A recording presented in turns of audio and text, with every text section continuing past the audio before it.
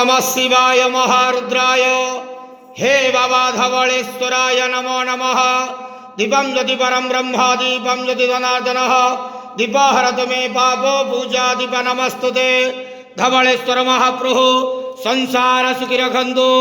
आज ज्येष्ठ मासर शुक्ल पक्ष एकादशी शुभ शुक्रवार रे समस्त श्रद्धालु भक्त मान को आशीर्वाद करंतु। मनस्कामना पूर्ण करंतु। कर्म क्षेत्र उन्नति करंतु। ग्रहरिष्ट खंडन करंतु। जगतर मंगल करंतु। विश्वर कल्याण करंतु। आपणकर नाम प्रकाश करंतु। सेवकर डाक श्रवण करंतु।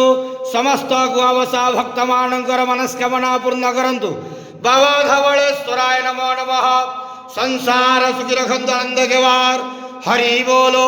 आज एकादशी शुभ शुक्रवार रे समस्त श्रद्धालु भक्त मानंको आशीर्वाद करंतु आनंद केवार। हरि बोलो। बाबा धवलेश्वराय।